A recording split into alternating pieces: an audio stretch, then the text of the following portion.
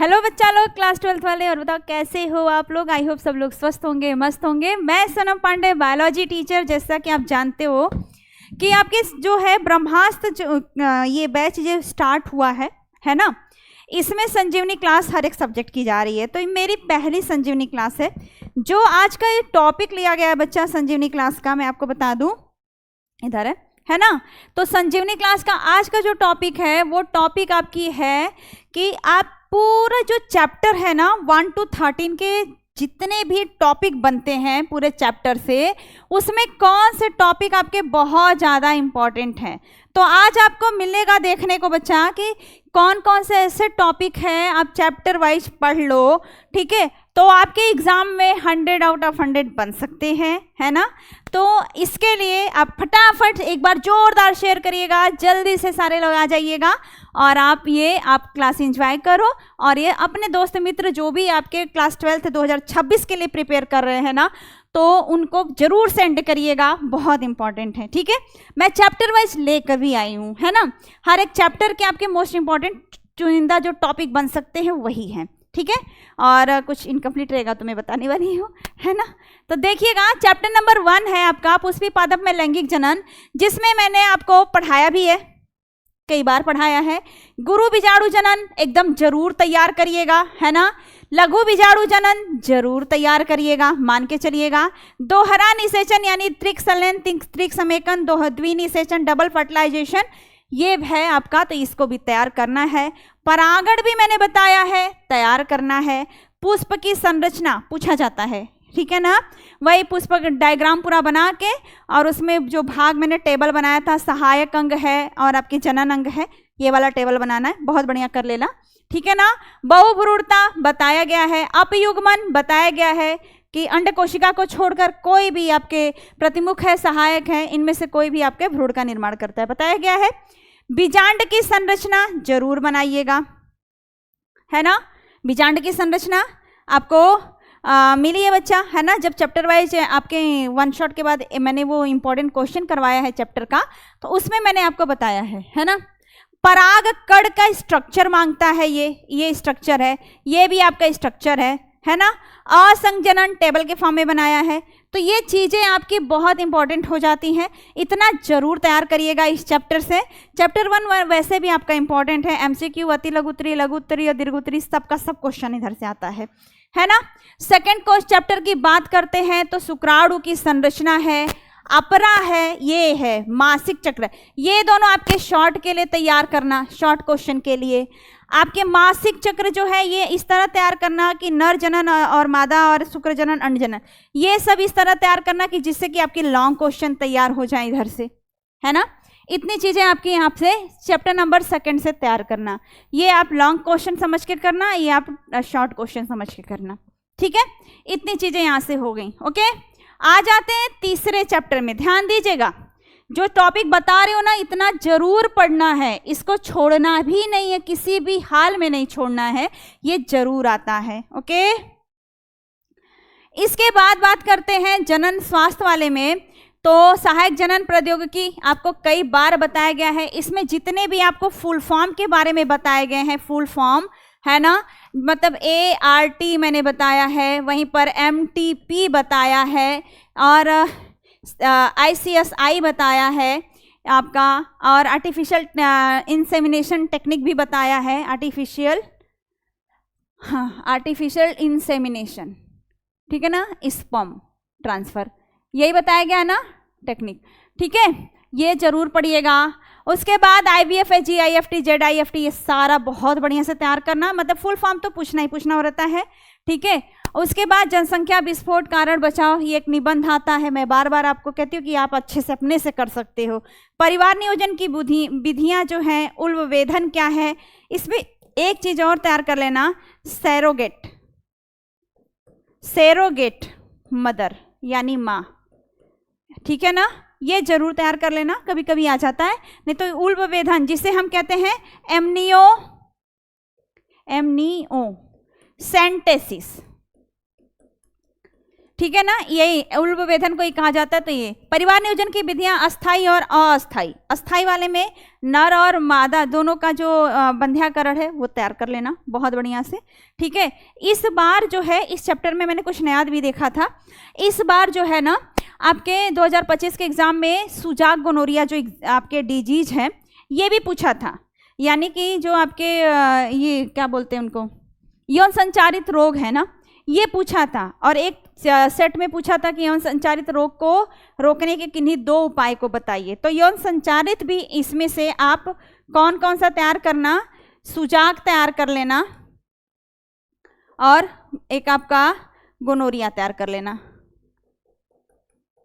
ठीक है, ये चीज़ें तैयार कर लेना और यौन संचारित रोगों से बचने के उपाय, इसी को यौन संचारित रोग को हम STD कहते हैं ना, ये चीज़ें तैयार हो जानी चाहिए। समझ में आया?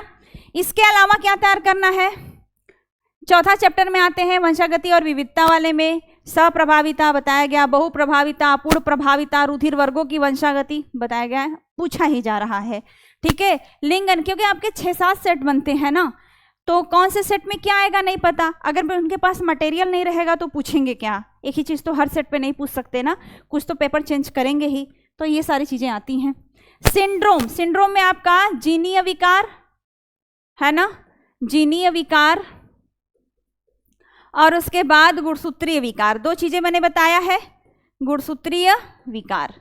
ठीक है, गुणसूत्रीय विकार में आपको डाउन तैयार करना है, टर्नर तैयार करना है और क्लाइनफेल्टर तैयार करना है, फेल्टर्स ये तैयार करना है आपको, समझे ना। और जीनी में आपको दात्र कोशिका अरक्तता, दात्र दिख रहा है ना, दात्र कोशिका और रक्तता, हाँ ये तैयार कर लेना जीनी विकार में। समझ में आया? एक संकर और द्विसंकर जो है उसका, जो एक संकर में प्रभाविता पृथक्करण है, द्विसंकर में स्वतंत्र B1, ये भी अच्छे से तैयार कर लेना, ये तो क्लास 9th-10th का हो जाएगा। लिंग संलग्न रोग में वर्णांधता और हीमोफीलिया, वर्णांधता व हीमोफीलिया ये तैयार कर लेना। सब बताया गया है, सब बताया गया, ऐसा कुछ नहीं है जो कि नहीं बताया गया है ना। ठीक है, अभी आपको हाफ पोर्शन का इम्पोर्टेंट क्वेश्चन भी करवाया था तो उसमें भी सारा कुछ था।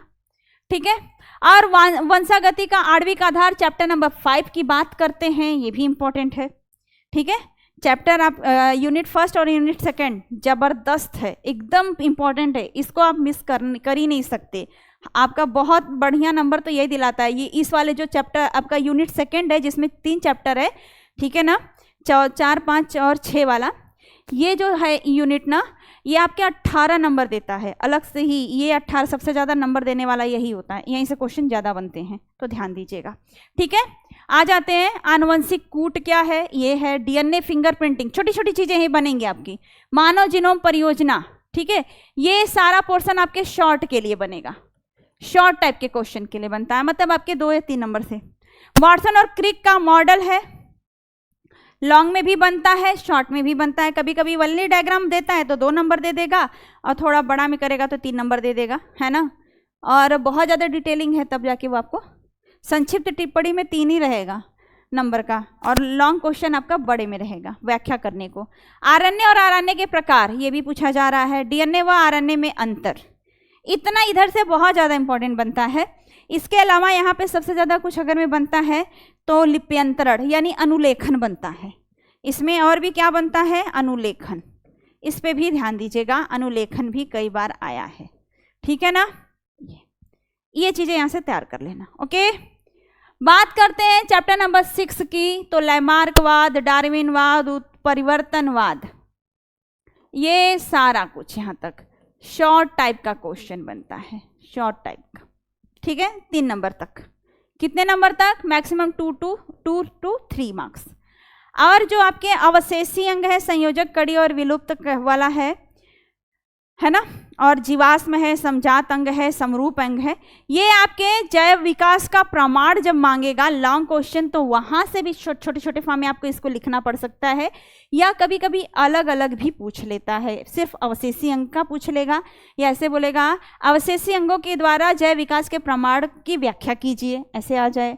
ठीक है ना। संयोजक कड़ियों के द्वारा व्याख्या कीजिए, विलुप्त कड़ियों के द्वारा व्याख्या कीजिए, या फिर समजात या समरूपता क्या होता है अलग से पूछ दे तो। ये आपके शॉर्ट और लॉन्ग दोनों होते हैं। जय विकास का जब प्रमाण मांगता है, विकास का प्रमाण है ना, तो प्रमाण है ना, जब ये मांगता है तो ये आपके दोनों तरह के क्वेश्चन बनाता है, दोनों तरह के क्वेश्चन बनाता है। ये आपका शॉर्ट भी बना सकता है या फिर लॉन्ग भी बना सकता है। एक चीज़ें और है यहाँ पे, अनुकूली विकर्ण क्या होता है ये भी तैयार कर लेना, ठीक है। नहीं है इधर, अनुकूली विकर्ण क्या तैयार करना होगा, अनुकूली विकर्ण, ये भी तैयार कर लेना। बस समझ में आया, इतनी चीज़ें बहुत ज़्यादा इंपॉर्टेंट इस चैप्टर से। और क्या था, 2024 में पूछा था ऑस्ट्रेलोपिथिकस, जिसे मैंने कहा है कि इसको कपी ही भी कहते हैं, ऑस्ट्रेलोपिथिकस या कपी वाला, है ना।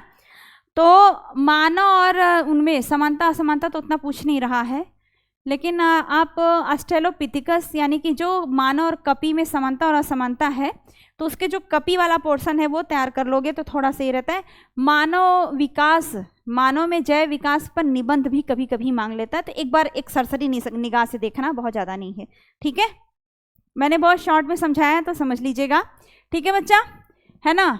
बाकी तो आप जानते हो कि ब्रह्मास्त्र बैच स्टार्ट हो गया है, अब नहीं पढ़ोगे तो कब पढ़ोगे, अब तो टाइम भी नहीं है। अब तो बच्चे ये भी सोच रहे हैं कि स्कूल ज़्यादा ज़रूरी है क्या, घर पे पढ़ाई नहीं टाइम नहीं मिल पा रहा कि पढ़ाई बहुत अच्छे से कर पाएँ, तो प्रॉब्लम आ रही है उन लोगों को, है ना बच्चा। तो थोड़ा आप भी फोकस करिए, अब ज़रूर आपको पढ़ना चाहिए, है ना, पढ़ना चाहिए, क्या पढ़ाई एकदम लग जाना है ना। अब आप अभी से आपको 6-7 घंटे देना शुरू कर देना चाहिए, क्योंकि जो इधर की मेहनत है ना वही आपका रिजल्ट तय करेगा, समझे ना बच्चा। तो जरूर ज्वाइन करिए Brahmastra batch. One shot last year के 3 साल के जो पीछे के क्वेश्चन पेपर देखे जा रहे हैं ना, बहुत बार तो हम लोग और भी पीछे से उठा लेते हैं, क्योंकि अब तो देखने को मिल रहा है कि जो 2011-12 में पूछा था वो क्वेश्चन उठा के पूछ दे रहा है। 10 साल 12 साल 16 साल के गैपिंग के क्वेश्चन पूछे जा रहे हैं, तो कुछ भी हो सकता है। 200 क्वेश्चन बुकलेट के दिए गए हैं, बुकलेट सबको मिल चुका है, पता ही होगा। तो और जो बच्चे ज्वाइन करेंगे उनको सबको मिलेगा, है ना। और आपके बच्चा ये पूरी जो है ना, ये 60 दिन यानी कि नवंबर दिसंबर की ही पूरी तैयारी के बारे में बताया गया था।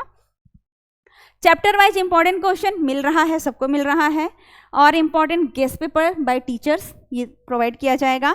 स्पेशल ट्रिक हर सब्जेक्ट के जो कि आपको आसान बना दे, जैसे हम हमेशा टेबल लेकर आते हैं या फिर कोई चार्ट फ्लो चार्ट ले लेते हैं या कोई और ट्रिक के माध्यम से समझाने की कोशिश करते हैं, तो वो चीज़ें हैं, है ना बच्चा।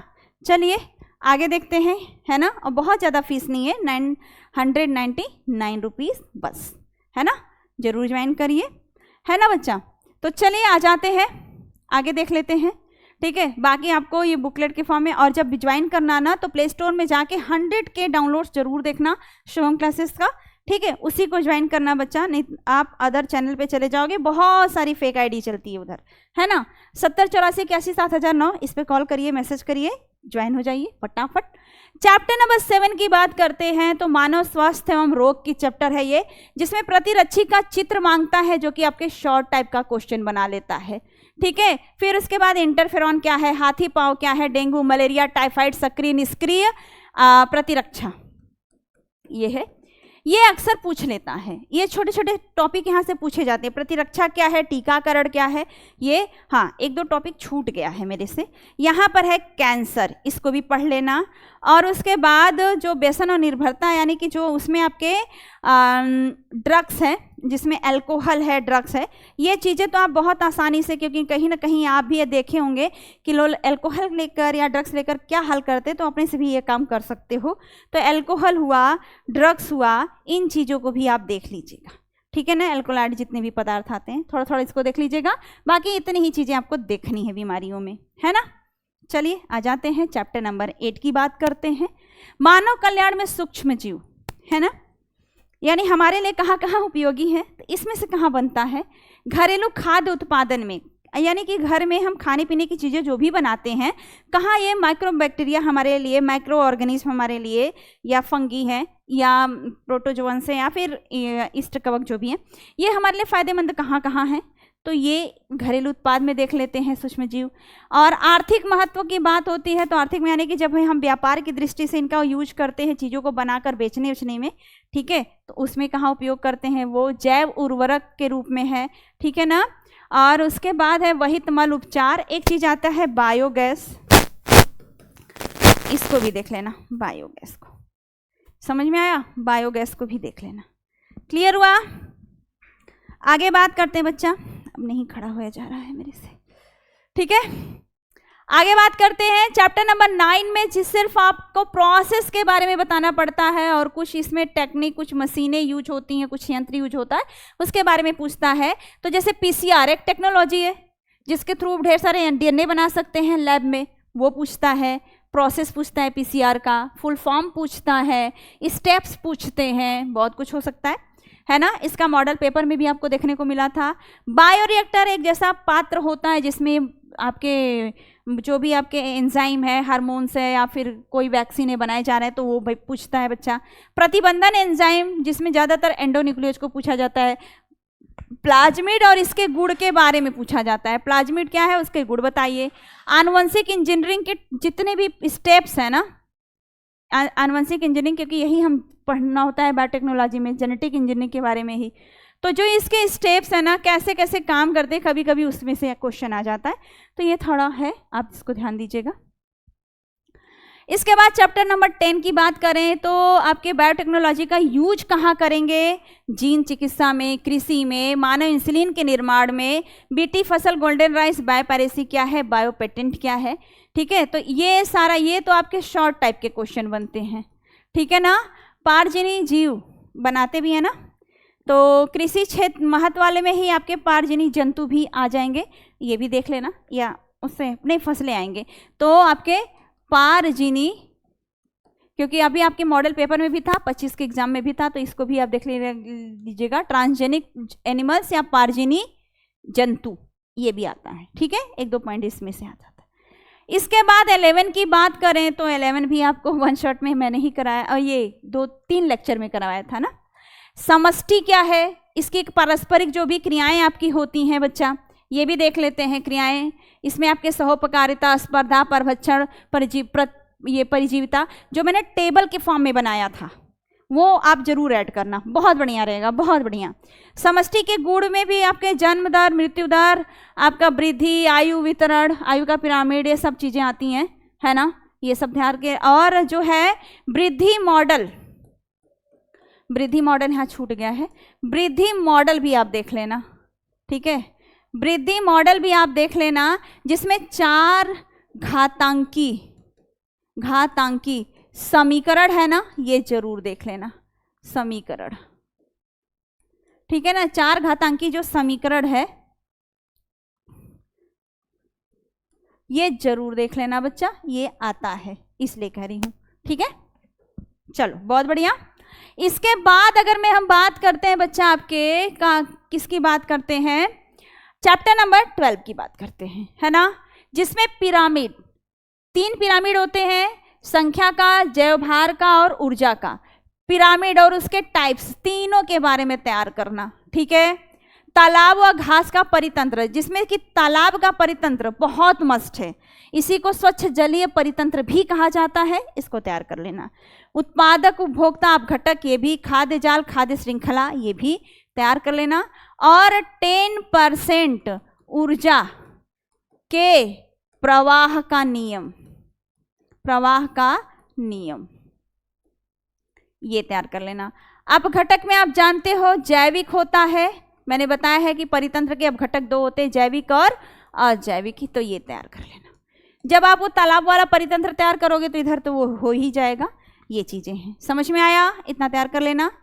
इसके बाद है लास्ट चैप्टर है, तो ये भी बहुत मज़ेदार है, वन शॉट में मैंने खुद कराया है तो आपको पता ही होगा कि जैव विविधता का संकल्पना का मतलब होता है, इसकी परिभाषा के बारे में बात हो रही है, तो आप इसकी परिभाषा है, इसका जैव विविधता का क्या हमारे लिए इंपॉर्टेंस है, क्या रोल है, ये चीज़ें देख लेना, क्योंकि 2023-24 के मॉडल पेपर में क्वेश्चन था ये। और जैव विविधता के क्षति का क्या कारण है, ये चीज़ें। फिर जैव विविधता के संरक्षण में मैंने 2 चीज़ें आपको एक टेबल में बनाया है, स्वस्थाने व वाह्य स्थाने, ये चीज़ें मैंने बताया है वहाँ पर, है ना। अस्थाने, वाह अस्थाने, तो ये चीज़ें भी मैंने वहाँ पे बनाया है, ठीक है। ये चीज़ें आप टेबल बना दोगे तो ज़्यादा बेटर होगा। वहाँ पे मैंने पूरा नेशनल पार्क कितने हैं, बायोस्फीयर रिजर्व कितने हैं, ठीक है, और आपके वो क्या बोलते हैं सेंचुरीज कितने, अभयारण्य कितने हैं, ये सारा कुछ मैंने वहाँ पे बताया है, तो उस पर ध्यान दीजिएगा।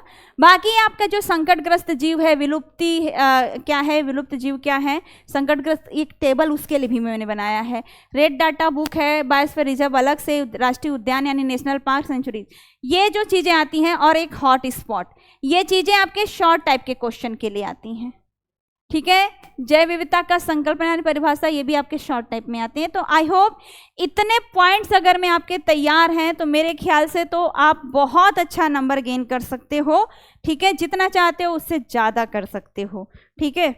तो ज़रूर तैयार करो, इतना ही काफ़ी है आपके तैयार करने के लिए। पूरे 1 to 13 के सारे पॉइंट यहाँ पर आपके ले लिए गए हैं बच्चा, ठीक है। तो इतना आई होप सबको क्लास ज़बरदस्त लगी होगी, है ना। जरूर लाइक शेयर कमेंट करिएगा, और जल्दी से बैच ज्वाइन करके जल्दी से सब आप सब्सक्राइब भी चैनल कर लोगे तो आपको नोटिफिकेशन डे बाय डे मिलता रहेगा, टाइम टू टाइम, है ना। तो बच्चा आज के लिए सिर्फ इतना ही, मिलते हैं नेक्स्ट वाली क्लास में। कैसा लगा क्लास ज़रूर बताइएगा। Okay, have nice day everyone.